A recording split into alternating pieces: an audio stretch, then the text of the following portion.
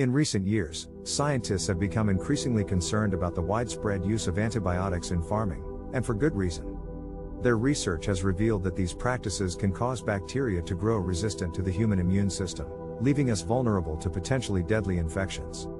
The latest study, conducted by researchers at the University of Oxford, suggests that the use of the antimicrobial colistin, which was widely used as a growth promoter in Chinese farms, led to emerging strains of E. coli bacteria which are more effective at evading the body's first line of defense.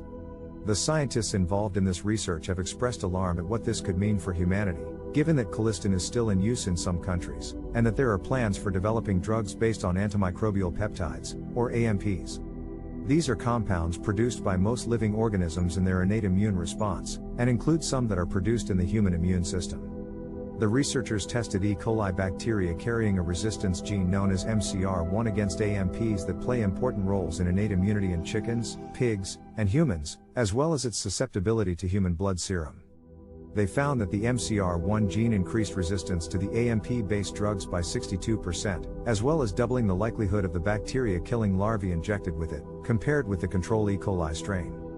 Professor Craig McLean, who led the study, expressed his concerns about this development, stating, "It highlights the danger of indiscriminate use of antimicrobials in agriculture. We've accidentally ended up compromising our own immune system to get fatter chickens."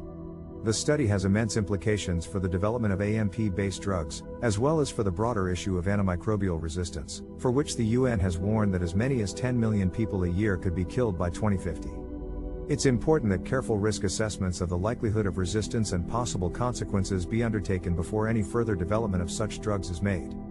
In the meantime, researchers are calling for further restrictions on the indiscriminate use of antimicrobials in agriculture. But the industry must act with utmost care and caution, and engage in conversations with experts to ensure that the consequences to human health and immunity are fully considered. It's paramount that steps are taken to prevent the potential devastating effects on humanity of our interference with nature.